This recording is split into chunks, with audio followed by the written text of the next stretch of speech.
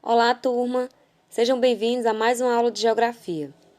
Hoje nós iremos dar início ao estudo dos conteúdos do primeiro bimestre, iniciando aqui pelo capitalismo. No livro de vocês podem acompanhar essa matéria na unidade 1, da página 10 à página 18, a aula de hoje. Iniciemos então. Capitalismo. O que seria então o capitalismo? Sistema econômico baseado na legitimidade dos bens privados e na irrestrita liberdade de comércio e indústria, com o principal objetivo de adquirir lucro. Sistema social em que o capital está nas mãos de empresas privadas ou indivíduos que contratam mão de obra em troca de salário. Então, nós temos aí duas definições de capitalismo. E essa última, ela é do ramo da sociologia. Três imagens que eu trouxe aqui para vocês, que falam por si só sobre o capitalismo, né? Como se entende o capitalismo hoje. Aqui, na primeira imagem, onde tem um pescador, né, tendo o trabalho ali de pescar, e um empresário aqui, pescando o que o pescador já pescou, ou seja, se aproveitando do trabalho. Mais para frente a gente vai ver essa característica do capitalismo. Aqui uma pessoa concentrando, né, em suas mãos a riqueza, a informação, os poderes, né, concentrando muitos benefícios na mão de um só. E por fim, a busca pelo dinheiro, a busca pelo lucro, que pode ser individual ou em grupo. Mas essa é a alma do capitalismo, é a busca pelo lucro, objetivando sempre o lucro. A maioria dos autores que falam sobre capitalismo defendem que existem 4 fases. A primeira fase é o capitalismo comercial, a segunda fase é o capitalismo industrial, terceira, capitalismo financeiro ou financeiro monopolista, e a quarta fase, capitalismo informacional. É bom salientar que alguns estudiosos irão apresentar a contrapartida disso, dizendo que não existe essa quarta fase, que nós ainda estamos vivenciando a terceira fase do capitalismo, que seria baseado no financeiro, né, nos bancos, nas grandes empresas e no monopólio, na concentração do poder ou na concentração da fabricação das indústrias na mão de poucos. Bom, temos aqui então a primeira fase do capitalismo, que é o capitalismo comercial. Então vejamos algumas características. Ocorreu desde o século XV até o século XVIII. Então o século XV é ali quando inicia-se as grandes navegações. É certo que o capitalismo ele começa antes disso, né, no finalzinho do feudalismo, para a transição do capitalismo, já existia características capitalistas no feudalismo, mas ele se concretiza com as grandes navegações, a expansão marítima, que ocorre aí no início do século XV, aliás, em meados do século XV. Por exemplo, em 1500, os portugueses chegam, através da sua expansão marítima, ao Brasil.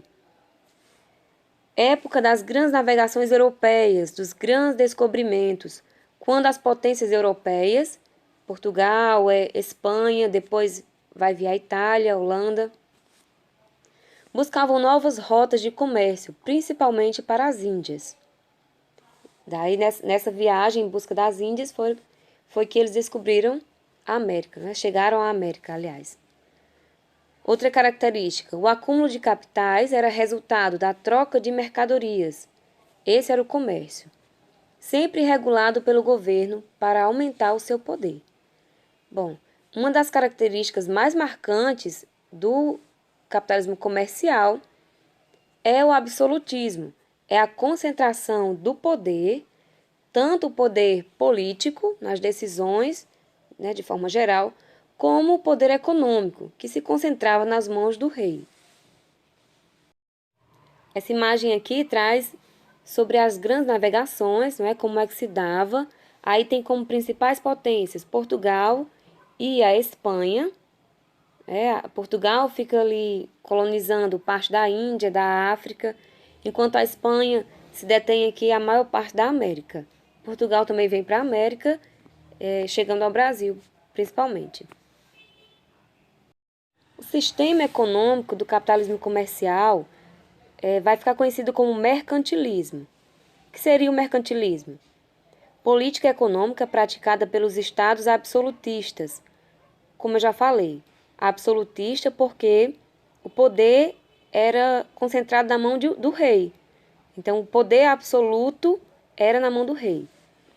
Por exemplo, até na questão do comércio, o Brasil comercializava com a Europa, mas ele não podia fazer essa transição diretamente com a Europa. Tudo tinha que passar pelas mãos do rei. Então, os produtores produziam sua mercadoria, o seu produto, pagavam o imposto ao rei e o rei era quem enviava para a Europa. Quando o produto vinha de lá para cá, também da mesma forma, tinha que passar pelo rei. Então, o poder era concentrado na mão do rei. O mercantilismo tem como objetivo principal fortalecer o Estado, né, na pessoa do rei, e a burguesia que eram os detentores ali das grandes terras, das grandes produções que eram exportadas. Tinha como princípio o metalismo, que se detém na ressignificação do poder naqueles que tinham mais metais preciosos. Por exemplo, o país que dispusesse de mais pedras preciosas, ouro, ele era mais poderoso. Ele se considerava, era visto pelos outros como mais poderoso. Por isso, essa busca, por exemplo, de Portugal por pedras preciosas aqui no Brasil. A balança comercial tinha que estar sempre favorável, ou seja, você tinha que vender mais do que comprar. A intervenção do Estado na economia. Era o rei quem ditava os preços dos impostos, a quem ia vender, a quantidade que podia vender. E o protecionismo, que eram medidas que ainda hoje são utilizadas, né? Hoje é proibido, mas ainda hoje é utilizado. Medidas que bloqueiam ou dificultam a entrada de produtos de outros países para serem comercializados na região. Por exemplo, taxas, impostos, por exemplo, no açúcar que vai entrar. Para você comercializar o açúcar no meu país, você vai ter que pagar uma taxa a mais, certo? Então, quando o açúcar, temos como exemplo o açúcar, quando entra nesse país, ele já entra com preço, né, acima do nacional. Então, isso é uma das medidas protecionistas. Bom, o capitalismo comercial vai começar a finalizar essa fase quando, a partir do século XVIII, né, lá na Europa, ocorre a primeira revolução industrial, quando eles aumentam a capacidade de produção, né, de transformação da natureza com o uso de máquinas a vapor movidas à queima de carvão mineral.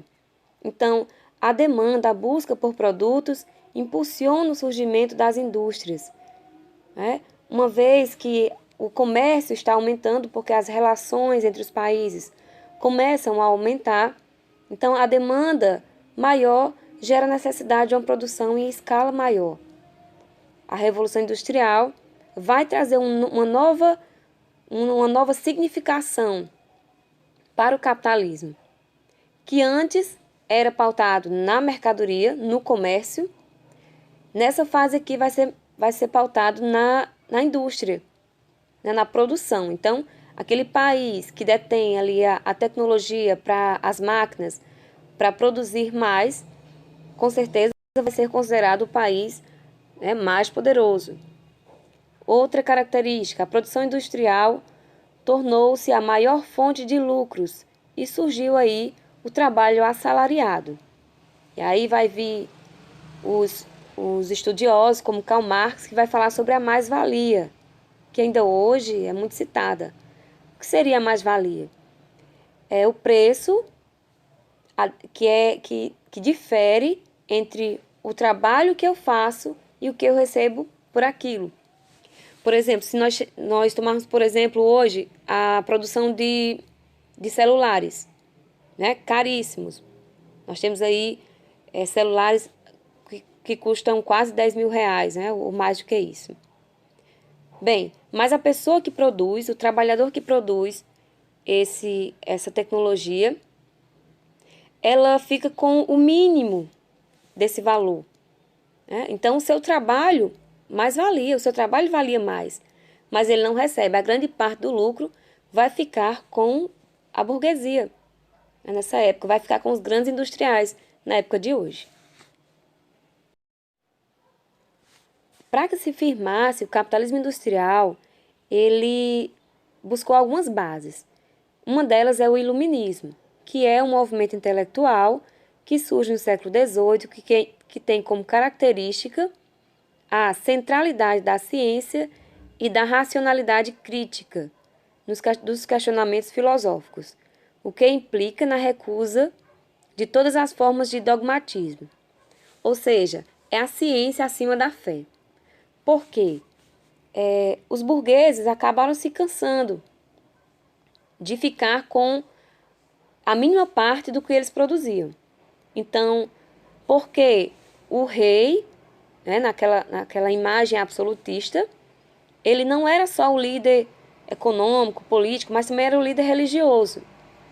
Então, quando começa a se quebrar esse estigma religioso, né, das relações, eles acabam trazendo para si o maior lucro, né, a busca para o maior lucro para a burguesia. Então, eles criticam essa questão de que o rei detém a maior parte dos lucros dos seus produtos. Nessa imagem aí, nós podemos ver a transformação ocorrida nos meios de produção. A máquina a vapor e a indústria iniciando, né, toda a revolução que vem através dessa transformação nos meios de produção. Aqui temos mais algumas características do capitalismo industrial. A partir de meados do século XIX, houve a necessidade de maior quantidade de matéria-prima, energia, mão de obra e mercado consumidor, e que fez com que a industrialização se espalhasse por outros países europeus, Japão, Canadá e Estados Unidos. O Estado deixou, então, de intervir tanto na economia. Então, era isso que os burgueses procuravam, essa maior relação com outros países, possibilitando assim o crescimento econômico deles. O mercado era guiado pela livre concorrência. Era então o liberalismo econômico e político. Era o sistema que regia essa fase do capitalismo. Era o liberalismo econômico e político, né? Como defende o Adam Smith, que é um dos principais autores que fala sobre esse período, que existia a mão invisível, que o mercado devia por si só caminhar. Ele defendia a todo custo a não intervenção absolutista dos reis sobre o mercado, sobre o processo de comércio, fazendo com que o crescimento econômico ocorresse na região, mas principalmente os detentores dos meios de produção crescessem e ganhassem mais com isso. Bom, finalizo por aqui e na próxima aula nós veremos as outras duas fases do capitalismo. Forte abraço!